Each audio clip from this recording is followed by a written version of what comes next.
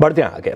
जोमेटो में जोरदार तेजी नजर आ रही है। शेयर 6% चढ़कर 280 के पार निकल गया है।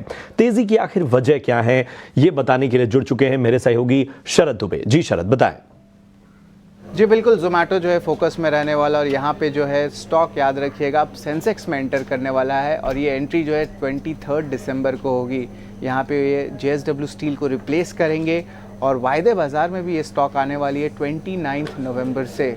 इंटरेस्टिंगली देखें तो शेयर होल्डर्स ने भी जो है वो द वीकेंड अप्रूव किया है 8,500 करोड़ का फंड रेज QIP के ज़रिए, और एक कंपनी जो है एक स्ट्रॉन्ग कैंडिडेट भी देखने मिल रही है जो मार्च के रिजिक हो सकती है, जहाँ पे कंपनी निफ्टी में भी शामिल हो सकती है।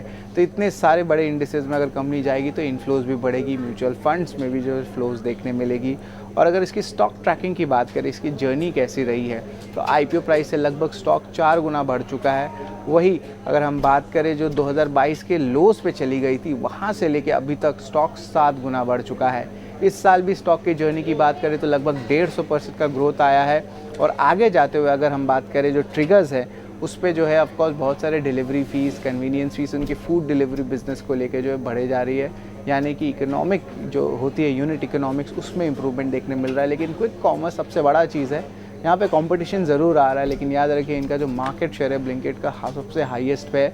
रिसेंट डेटा के हिसाब से 56% का मार्केट शेयर यहाँ पे देखने मिल रहा है।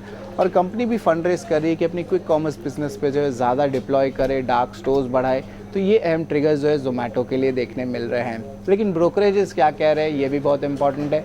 जो सबसे हाईएस्ट टारगेट प्राइसेस जो है ब्रोकरेजेस ने दिए हैं, उसको हम लोग लिस्ट आउट करते हैं, जैसे कि CLSA, Morgan Stanley, JP Morgan, Jefferies, जहाँ पे इनके टारगेट प्राइसेस रेंज कर रहे हैं 335 टू 370 रुपीज़ पर शेयर का।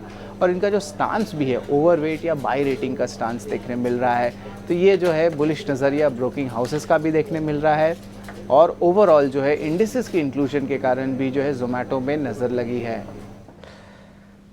शुक्रिया शरद इस अहम रिसर्च के लिए, अहम ट्रिगर्स बताने के लिए। और तेजस, मैं आपके पास आना चाहूँगा।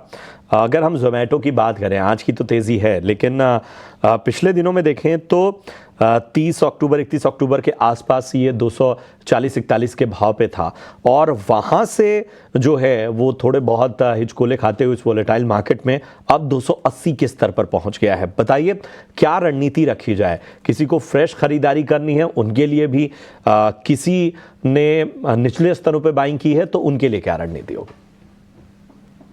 बहुत ही बढ़िया और शानदार चार्ट स्ट्रक्चर है जोमेटो का। ये स्टॉक में एक रिसेंटली फ्रेश ब्रेकआउट भी दिया है।